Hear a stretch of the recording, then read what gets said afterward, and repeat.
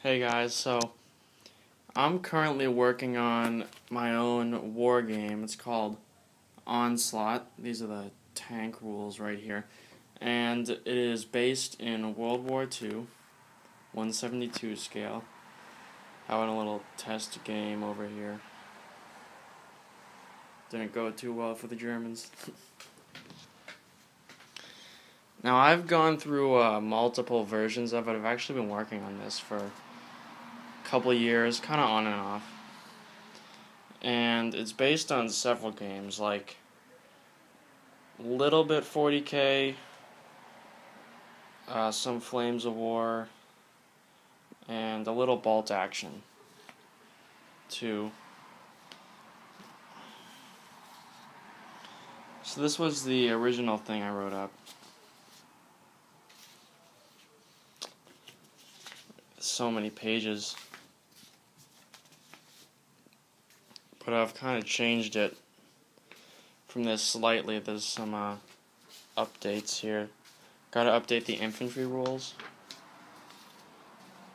I just put the tank rules, the new ones, on the separate sheets. So basically, how it works is the hitting system is just like Flames of War, where it's 2+ to hit like poorly trained guys. And where is this on here? Yeah, here it is. Oh wait, no, I didn't put it on here. Never mind. This is just for tanks, not the overall ones. But poorly trained, it's 2+, trained 3+, and veteran 4+. So that's the same. That's pretty much Flames of War there. And then I'll just go over these tank rules here.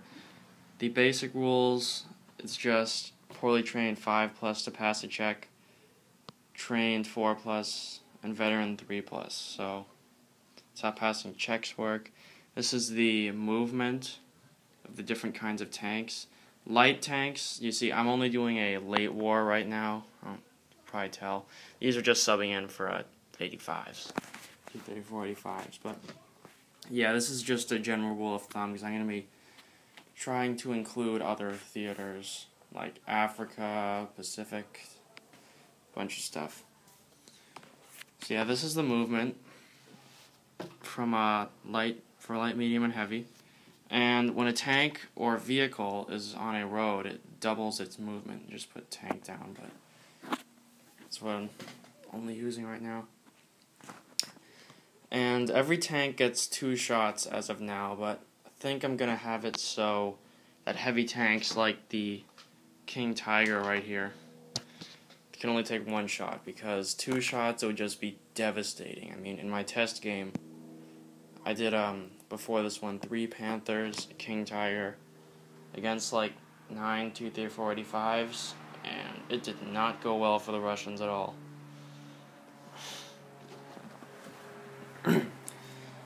So yeah, if it moves over half its movement distance, like if a medium tank moved over 4.5 inches, it would only get half its shots. But if you only have 1 shot in the first place, like the King Tiger, it really doesn't make a difference. And every tank shoots 36 inches, just to keep it simple. And yeah, 2 shots. Hits are 3+, and there's modifiers, kind of like Flames of War and Bolt Action, or -1 for board training, -1 for half range, +1 for veteran, +1 for concealment. And penetrating, you roll a d6 for each hit scored, and you add it to your tank's firepower rating. And I have this all written down in this note here. It's like, has a bunch of different stuff. But yeah, it's kind of like, pretty much firepower is like strength in 40K. If, let's take for example, this Panther right here has a firepower of 6. So if it was shooting at a Tier 34 with an armor value of 9, I would need a 4+ to beat the armor of 9, because it would add up to 10 or more. Therefore above 9. But if it matches the armor value, then you have a possibility of stunning the tank, which pretty much makes it shoot at half range and move at half distance. And it has this power value, which is kind of like the firepower value in Flames of War, which is ironic, because firepower is strength for me. So if it penetrated the T-34, say it's shot there, if it penetrated with a 4, and its power is 3+, it would need to roll a 3+. So yeah, there's a 6, and the T-34 would be destroyed. And same thing if it matched the armor. If it rolled another 3+, then here's what I use as a marker. But the tank becomes stunned, and it won't necessarily be stunned at the opponent's turn because they can just take a morale check, which would be 5+ for the Russians, and it would not be stunned anymore.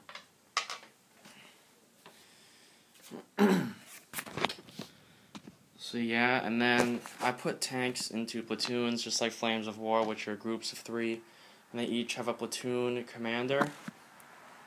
But you can also take tanks individually or in groups of 2, just as like small detachments, but it's generally based around platoons. And 2 or more platoons makes up a company, so you can take a company commander. So basically, whenever a platoon loses 1 tank, like if, let's say, these are just blast markers. If this platoon, lost this tank right here, we have to take a morale check. Which, saying, if these guys were trained, because they're not let's just say they're not SS or anything, you have to roll a 4+.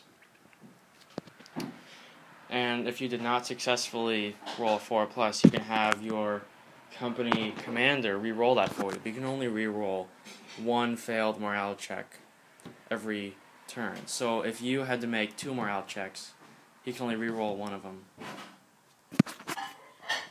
You do that at the start of your turn before anything else. And it works generally the same. There is a movement, shooting, and assault phase.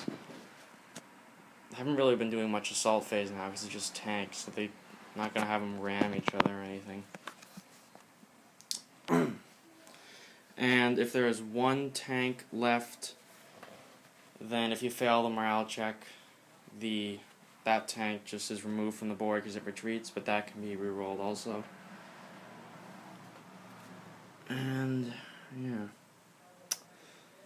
If the platoon morale check is failed, though, just in general, if they lost 1 tank, then it has to retreat backwards at half of its movement distance. So if it was a medium tank, it would retreat back 4.5 inches.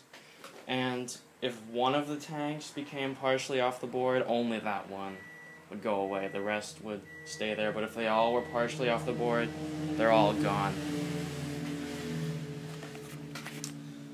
So that brings us to the company command tank. And these rules will be similar to the infantry ones once I kind of get those fixed up. So that is just a 1 tank unit. And it's pretty much just your HQ. So you want to keep him protected, because if you lose him, you have to take morale checks for your whole army retreating every turn. And he's not there to re-roll them, so that would suck. So, you can only take him if you have 2 or more platoons. Yeah, re-rolled 1 failed morale check. But when he gets destroyed, and you get a -1 modifier, I forgot to say that. Company retreats if you fail it. And if more than half of your company has been destroyed, then you have to make a company morale check every turn. So if you had 2 platoons, you lost 1 platoon, and then, let's say, 1 tank out of another platoon, you gotta be taking company morale checks every turn. And you cannot re-roll those. Your company commander cannot re-roll those since he's making the checks. So that's kind of how the tank rules work. And I'm going to try to, get all these rules done and maybe get you some battle reports for Onslaught. Try to get some for 40K also, maybe play like the first real game ever. So yeah, I have a ton of different stuff in here. Here's all the artillery. And here's the different teams, because the teams are just like Flames of War. They're on little bases with about 4 or 5 guys. And assault rifles can be SMGs or rifles. This is heavy machine gun. And yeah. We even got some platoon things here. I'm just steadily making a point system.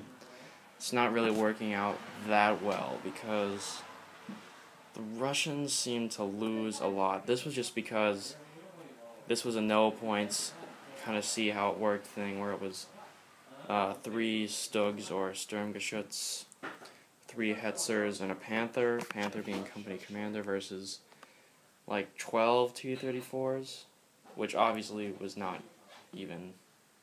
They had like 200 more points. When the Germans had 315, they had 480.